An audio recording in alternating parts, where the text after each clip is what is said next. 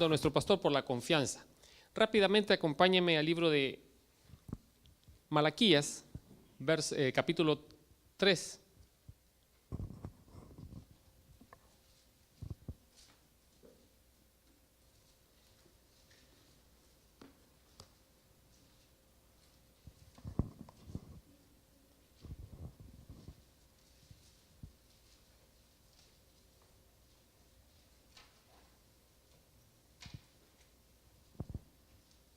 Cuando lo tenga me da un fuerte amén.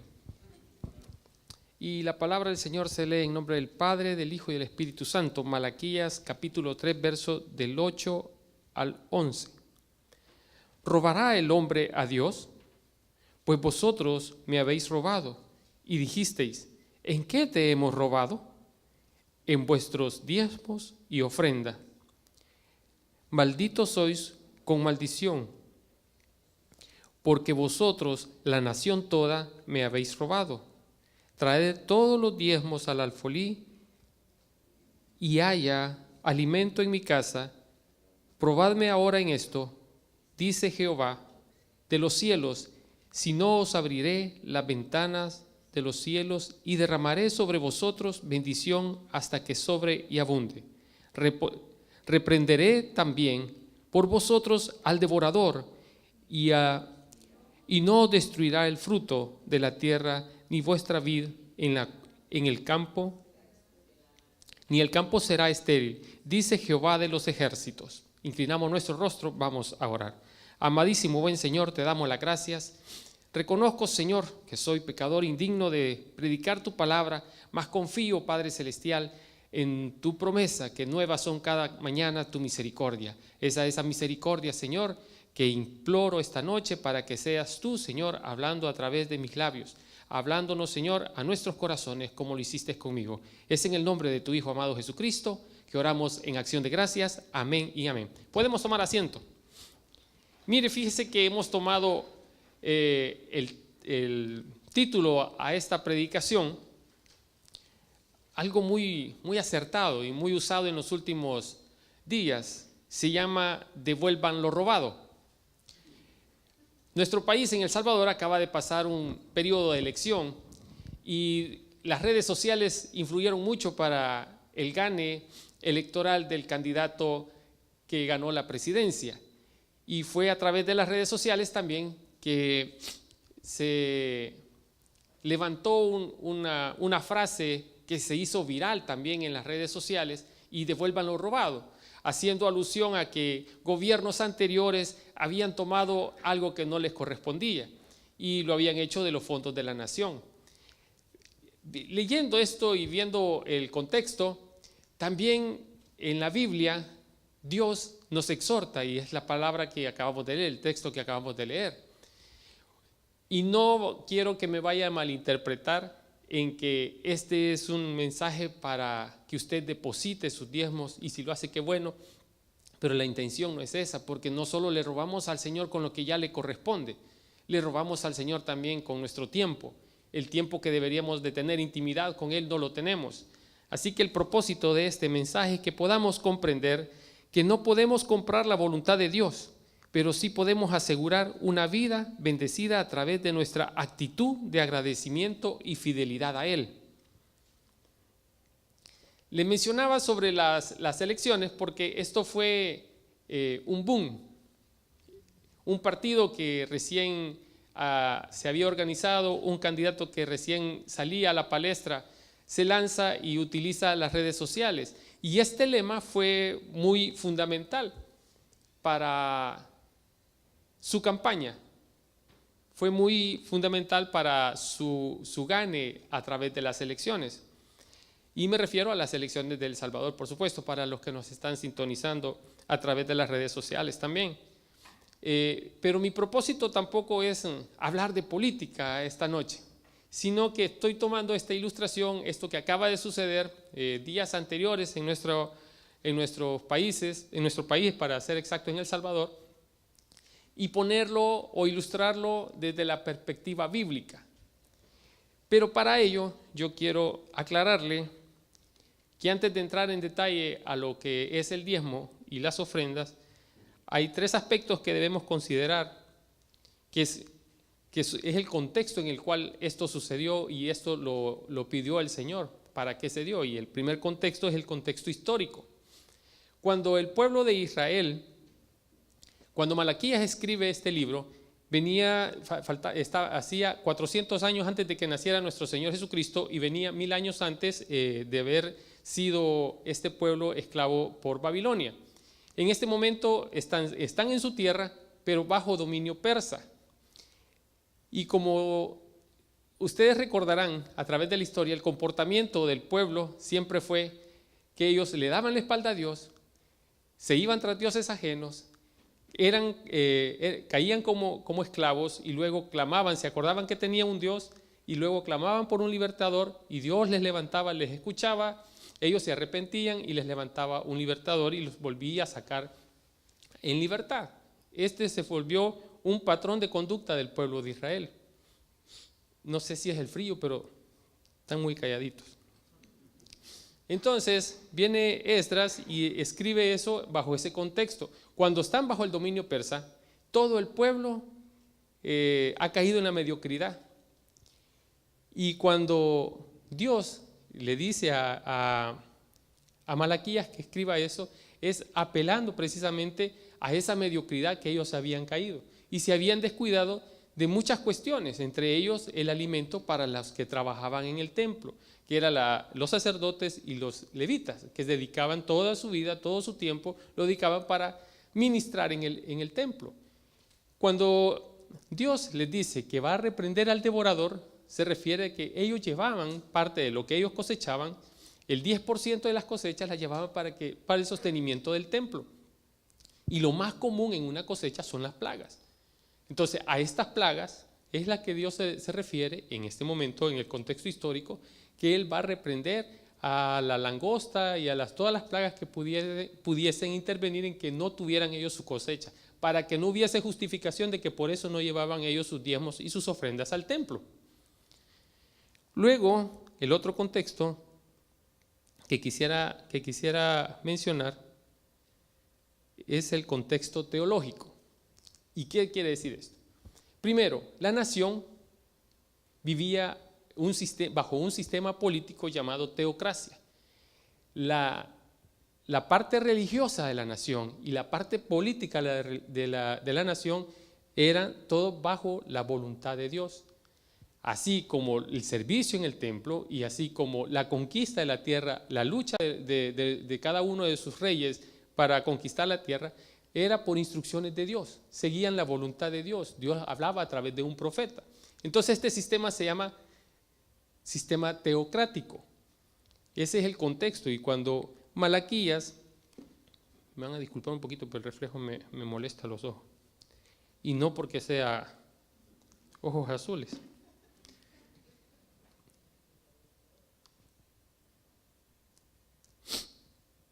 Bueno, decía, estas instrucciones Dios las había dado en el Deuteronomio 28 y les estaba diciendo de que ellos tenían que también velar por el sostenimiento de la tribu de Leví y los sacerdotes que ministraban en el templo. Luego el contexto gramatical. Los diezmos que habla afectaban directamente a los que servían en el templo. Si alguien no llevaba los diezmos, esta tribu que no tenía otra labor, no tenía otra actividad laboral que le pudiera generar actividad o le pudiera generar ingresos, ellos iban a perecer. Entonces, si el pueblo no era fiel, llevando sus diezmos al templo y sus ofrendas, los sacerdotes y los levitas iban a perecer de hambre. Entonces, de aquí el contexto gramatical que sí se refiere a que ellos tenían que dar sus diezmos para el sostenimiento del templo. Pero en todo esto, ahora en el 2021, ¿cómo lo aplicamos nosotros a nuestro diario vivir? Bueno, primero, por ahí anda un cáncer que está afectando a todas las iglesias, al cuerpo de Cristo, a la iglesia de Cristo, al cuerpo de Cristo. Y ese cáncer se llama teología de la prosperidad. Usted y yo no podemos comprar la voluntad de Dios dando más y vamos a obtener más. Usted le da a Dios y más adelante lo vamos a tocar, con una actitud de agradecimiento. Usted no puede sentirse forzado a depositar el 10%. Y el 10% no se trata que usted va a ser específico con el 10%. Esa es la base, es el piso, no el techo de lo que usted debe de darle al Señor. Más adelante ya nuestro Señor nos aclara en el Nuevo Testamento cuál es la actitud.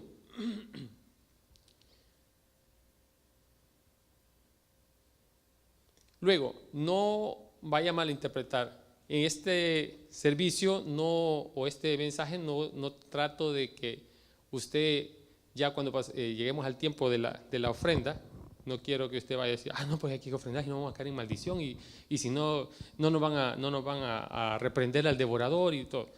No, usted tiene que hacer sus tratos con el Señor y más adelante lo vamos a ver. La cantidad de los diezmos. El diezmo se trata del 10%, de ahí viene su palabra. Es el 10% de todos sus ingresos. Pero como le repito, esto no es que hasta ahí usted debe de dar. Usted debe dar lo que el Señor ponga en su corazón. Más adelante vamos a ver la cita donde el Señor nos dice que hay que dar con un corazón alegre, porque Él ama al dador alegre, al que da por agradecimiento y no por necesidad. Muchas iglesias, muchos predicadores utilizan este texto para forzar a que la congregación dé. Y le empiezan a decir de que si usted da más, usted va a recibir más. Y no se trata de eso.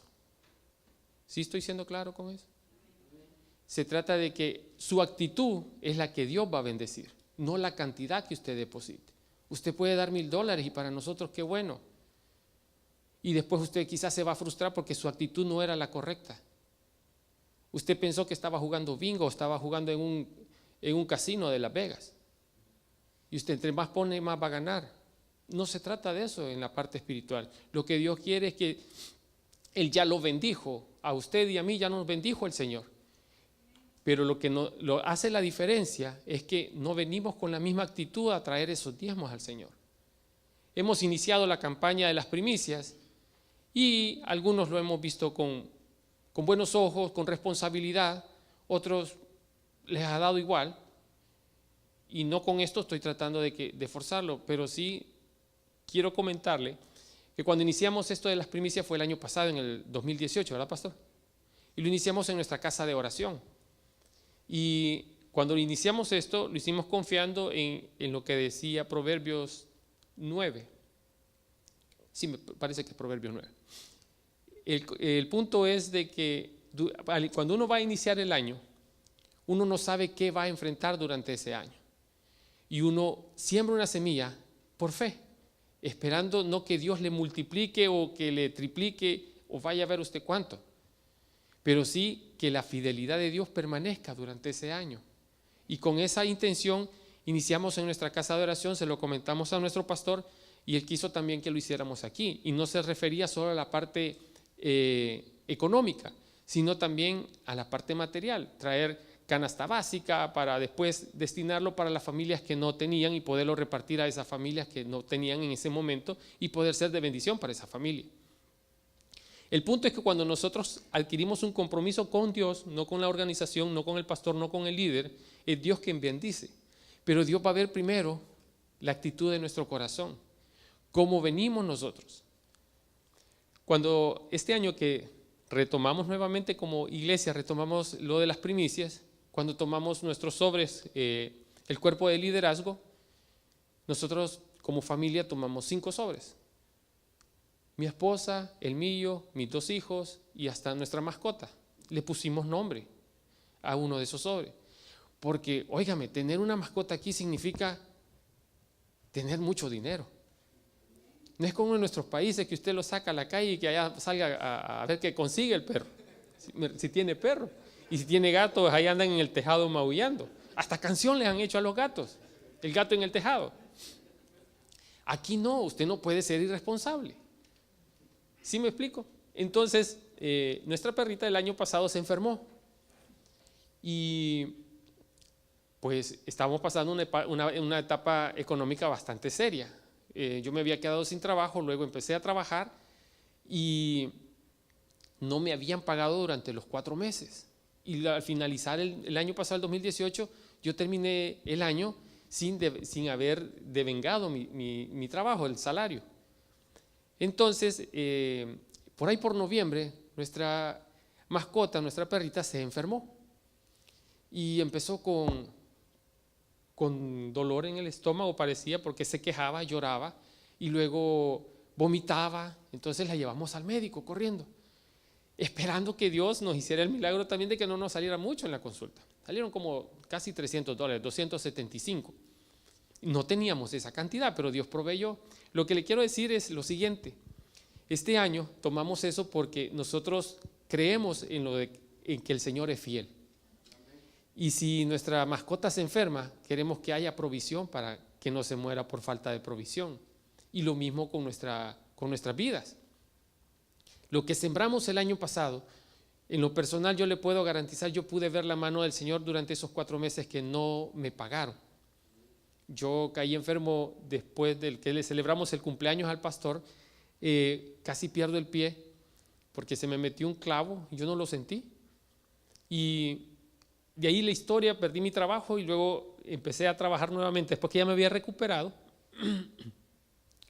Y durante esos 4 meses yo no pude devengar mi salario. Yo no tenía un sueldo, aunque estaba trabajando, pero no me lo pagaba.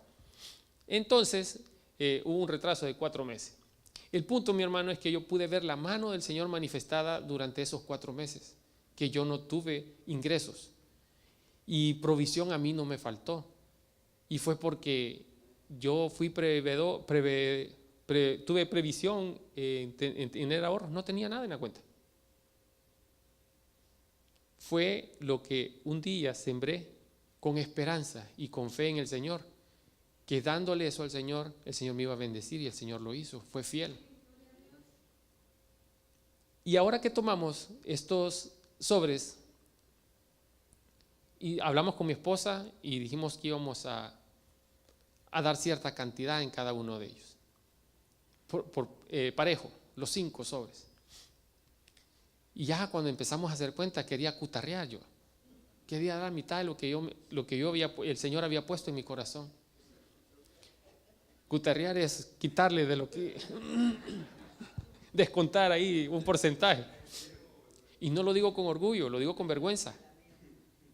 Jaranero, correcto. Pero, ¿qué le quiero decir con esto? Surgió esto y tomando lo que decían en la bendita campaña, devuelva lo robado. Yo ya estaba queriendo quitarle y robarle al Señor, y lo vamos a hablar como es. Le estaba robando al Señor lo que yo ya había tomado la decisión junto a mi esposa cuánto íbamos a poner en cada uno de los sobres. Y parece simple y podemos justificarlo y quizás valga la justificación, pero para Dios no, porque usted ya puso en su corazón cuánto le va a dar al Señor.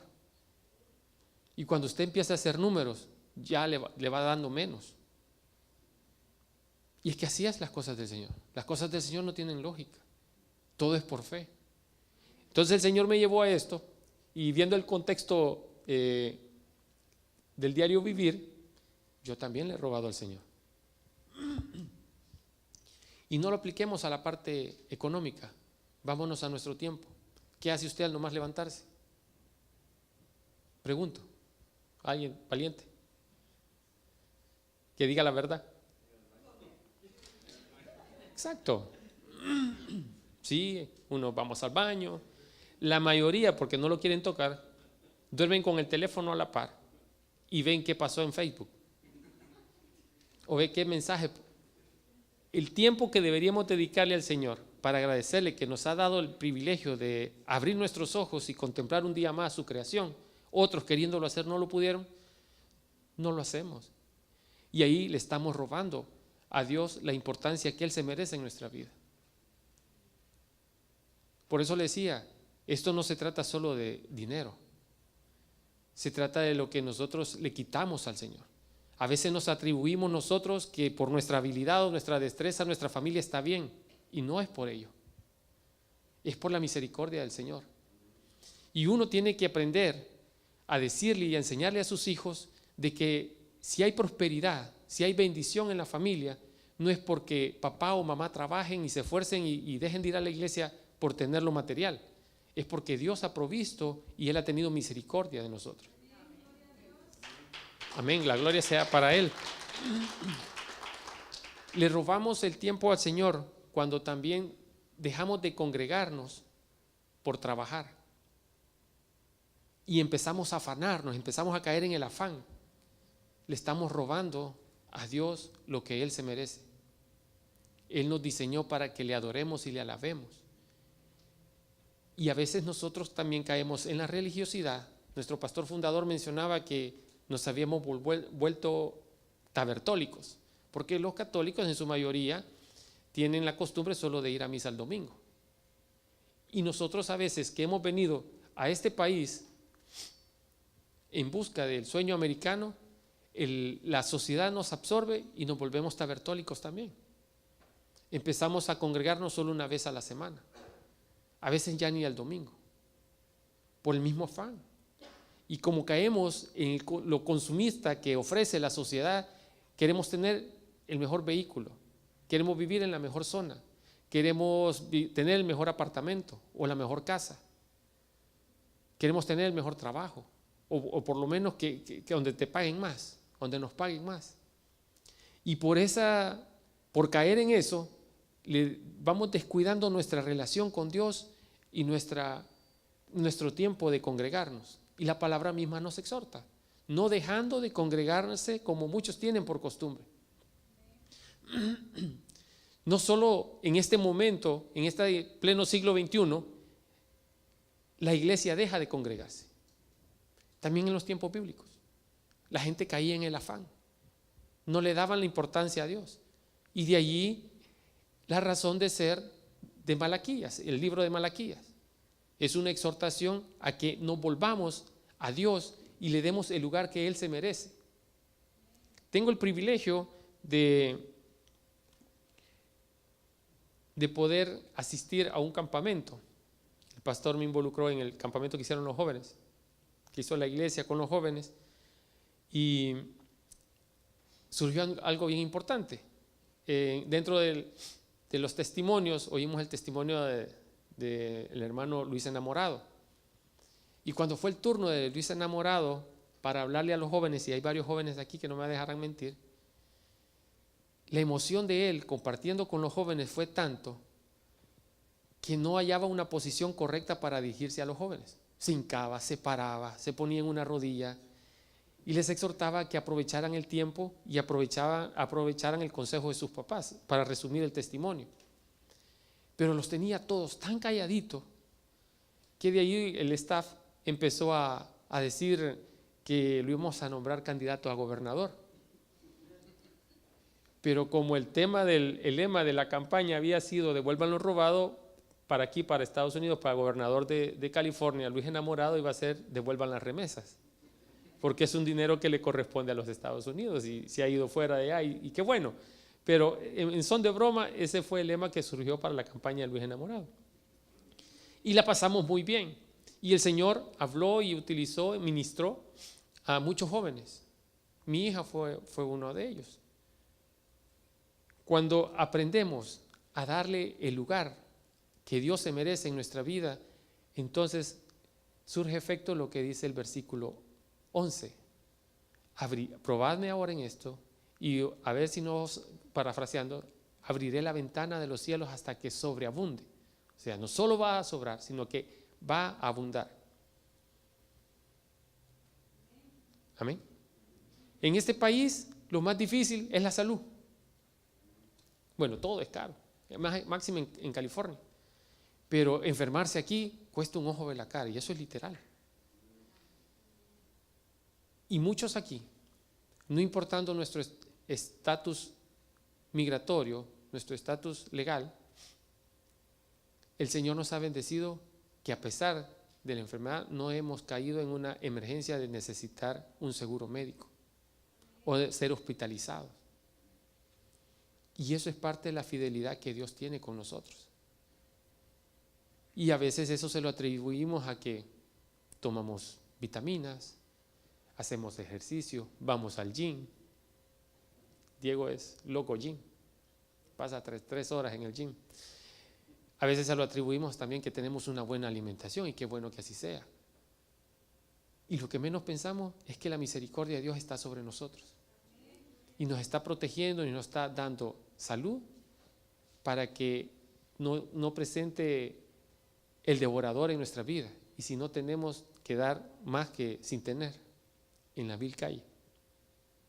Eso es parte también de la fidelidad de Dios en nuestras vidas, pero no se lo atribuimos a Él. Hemos iniciado la campaña de las primicias con el deseo de que eso vaya directamente para ProTemplo, un fondo ProTemplo, y poder tener nuestro propio templo. Y yo no sé si usted se siente bien estando en casa ajena. Aquí sí tenemos todos los privilegios, tenemos todas las comodidades, pero sigue siendo de la iglesia coreana. Y gracias a Dios que puso en su corazón que nos pudieran rentar para que usted y yo tuviésemos un lugar donde adorar a nuestro Señor. Pero si tuviésemos nuestro propio templo y le pudiéramos dar la honra y la gloria a Él en un lugar propio, para que también nuestras generaciones, nuestros hijos, puedan instruir a sus hijos y hacer esto un legado para las futuras generaciones hispanas en los Estados Unidos. Eso es también darle a Dios lo que se merece.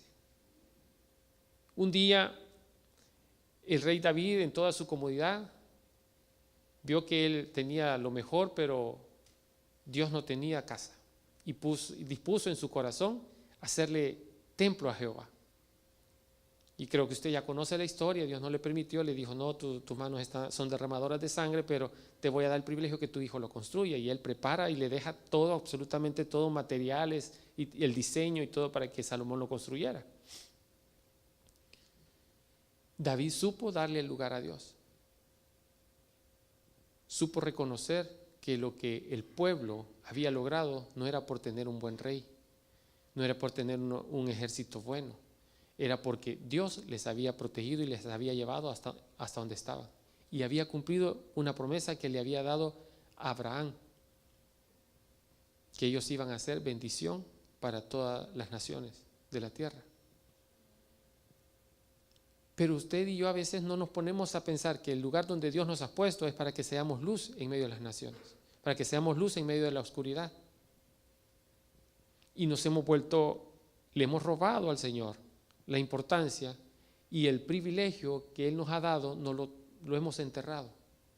Nos ha hecho coherederos conjuntamente con Cristo y nos ha hecho sus hijos. Y a veces llevamos una vida que no es acorde al Hijo de Dios. Y mucha gente no se interesa en buscar del Evangelio porque su testimonio y el mío dejan mucho que desear. Y eso es robarle a Dios la gloria y el sacrificio que Jesucristo hizo en la cruz del Calvario para que todo aquel que en Él cree no se pierda, mas tenga vida eterna. Y le robamos a Dios eso. Le robamos a Jesús esa gloria de su sacrificio. Y a veces ni nosotros nos preocupamos por ello. El campamento se llamaba Decisiones Radicales. Y para mí fue de gran bendición, no solo en lo personal, sino para mi familia. Y me abrió los ojos de que muchas veces, aunque estemos estudiando en un colegio de teología, tengamos privilegios de predicar con el caso mío, que soy imitador de predicador, tengamos el privilegio de pertenecer a un equipo de trabajo de nuestro pastor y de esta organización, pero a veces estamos lejos de merecerlo, porque nuestras vidas dicen mucho lo contrario a la altura que debería estar, que exige la posición o el privilegio que se tiene. A mayor privilegio, mayor responsabilidad.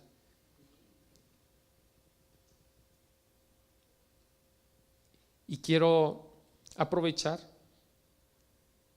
para decirle a usted algo que el Señor habló a mi vida. En nuestra intimidad con el Señor, no vamos jamás a poder impresionarlo por lo que demos o por lo que hagamos. Pablo dice que son trapos de inmundicia todo aquello que pudiésemos hacer. Y muchas veces, ¿cómo le explico esto? Hay en nuestro corazón resentimientos, raíces de amargura, y que nos preguntamos por qué a veces no tenemos la bendición que debiésemos tener, porque no le hemos dado o le hemos robado el espacio al Espíritu Santo para que obre en nuestras vidas. Esto lo compartí con la casa de oración. Y yo no sé realmente qué haya en el corazón de los que me estaban oyendo en ese momento.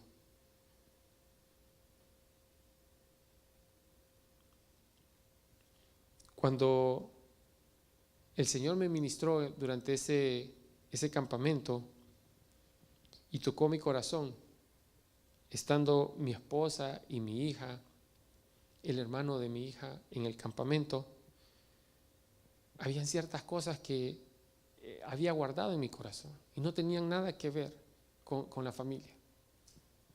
Eran cosas en mi relación con el Señor. Y tuve que hacer el switch, por eso las camisetas decían switch, hacer un cambio radical, una toma de decisión radical. Y a partir del campamento, el Señor me ha dado la fortaleza de poder sacar lo que no le agradaba a Él. Y como se nos ha enseñado, esto es un día a la vez. Yo no sé qué guarda usted en su corazón, pero no le robe a Dios ni al Espíritu Santo el poder de transformar, el poder de sanar.